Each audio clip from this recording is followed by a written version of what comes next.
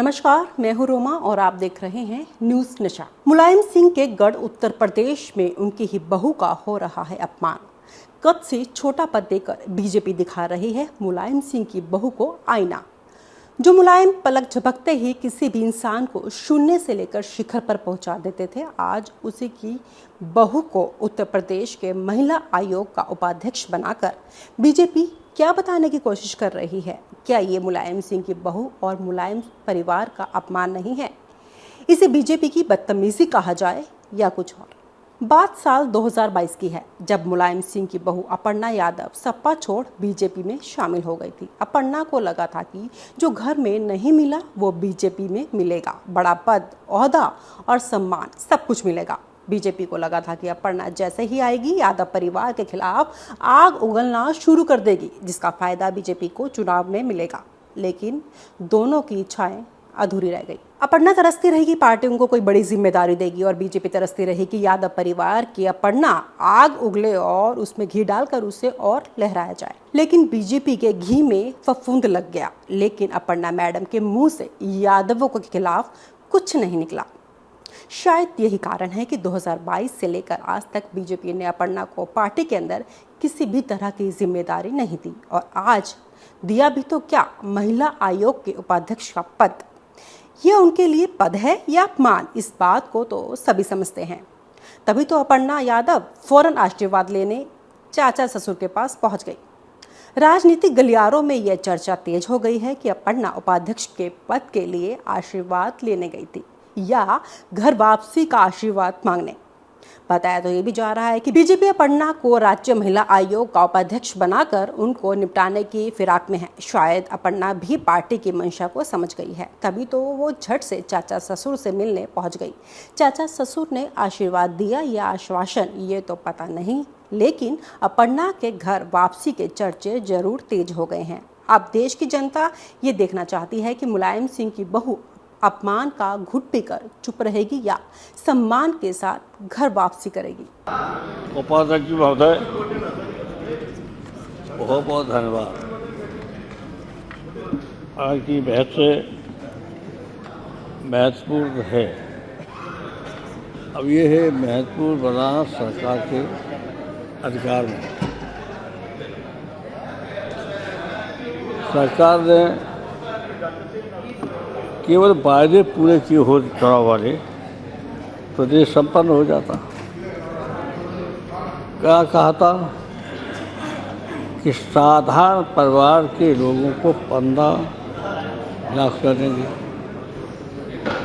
और 2 करोड़ बेरोजगारों को रोजगार देंगे, नौकरी देंगे।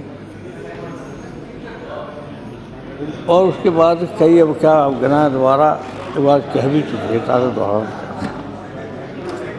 लेकिन ये सहमत हैं, आज बोल नहीं सकते हैं सत्ता पक्ष, लेकिन अकेले जब बात होती तो स्वीकार करते हैं। उपाध्यक्ष जी, आज कह रहा हूँ, दोहरा रहा हूँ, 2 साल पहले बोल चुके, 3 साल पहले, केवल किसान और व्यापारी और नौजवान 3 को सुविधा दे दे, संपन्न हो जाएगा, मजबूत हो जाएगा।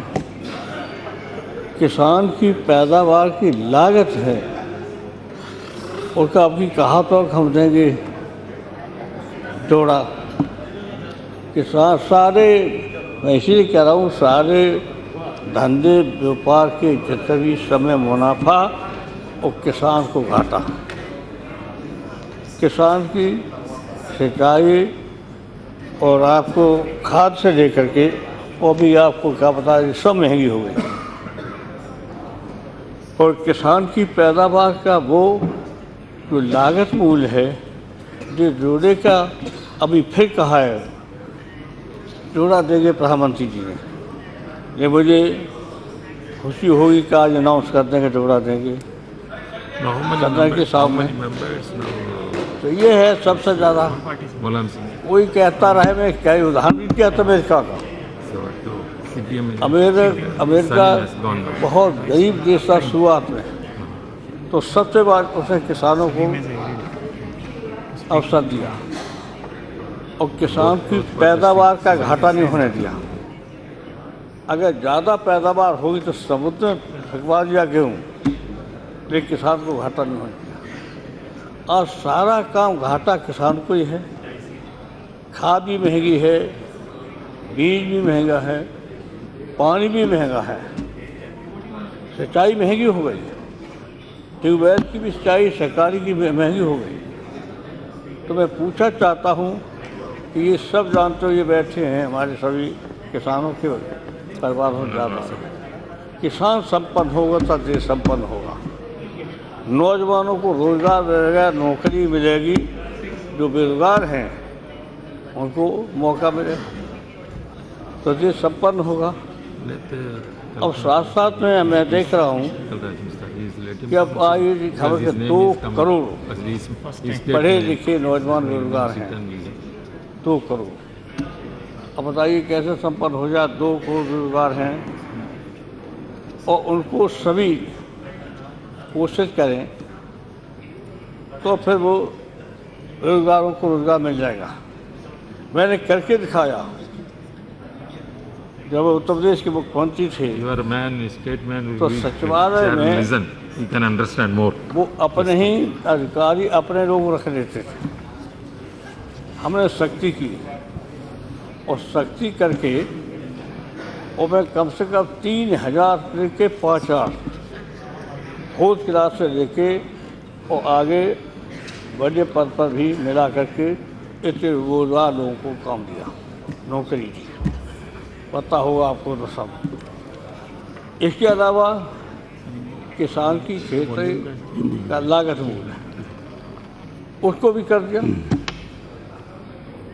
बुलाया मैंने सब व्यापारी को बुलाया, व्यापारियों से कहा कि भाई हम 2 ही को चाहते हैं और 3 व्यापारी, किसान और बेरोजगार नौजवान 3 समस्या हल कर दो, तीनों की संपन्न हो जाए। अब व्यापारी परेशान है, किसान परेशान है और सरकार ने रोजगार बेरोजगारों को कोई काम नौकरी नहीं दी। पता नहीं क्या हो गया। हमने 6 लाख लोगों को दी थी, पीएसी, पुलिस, होमगार्ड से लेकर सब ला के 6 लाख को बेरोजगारों को नौकरी दी थी। आज सब लगे हुए सचिवालय में हैं, कोई कहीं है कोई कहीं है, प्रमोशन पा गए। उसके बाद सरकार हमारी चली गई, वहाँ भी सरकार है, उत्तर प्रदेश में भी सरकार है। लगाइए पता उत्तर प्रदेश की सरकार क्या कर रही। परेशानी है, सब परेशान है, किसान भी, नौजवान भी और आपके व्यापारी भी, सब परेशान।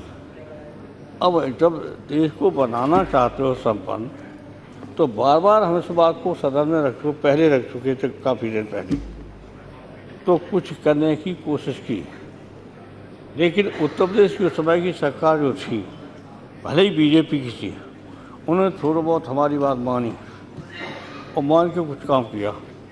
अब ऐसी सरकार आ गई तो पता ही चल रहा होगा कैसी सरकार है, अच्छी तरह पता चल रहा होगा। कोई ऐसा नहीं है जो दुखी न हो। बीजेपी के लोग दुखी हैं, नाम नहीं लेंगे ना, हम अकेले बता दें, इतने दुखी तो रो पड़े कि सरकार कहते हम तो बर्बाद हो गए। हाँ बीजेपी की सरकार है और बीजेपी के लोग। अब हम तो हैं विपक्ष के लोग, चलो ठीक है, लेकिन जिनका सत्ता में है, जो सत्ता उन्होंने बनाई है और इतना वादे किए, जो कहा प्रधानमंत्री ने 15 लाख रुपया देंगे साधारण नागरिकों को, 2 करोड़ को रोजगार देंगे।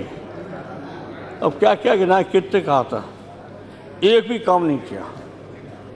क्योंकि अब सरकार, अब सत्ता में जाएंगे तो पूछेंगे लोग, निश्चित पूछेंगे। अब जागरूक भी किसान भी है, नौजवान भी है। और आप हमसे जुड़े रहने के लिए सब्सक्राइब करें YouTube पर, फॉलो करें Twitter पर और लाइक करें Facebook पर। और ज्यादा जानकारी के लिए आपको टाइप करना होगा सिर्फ न्यूज़ नशा।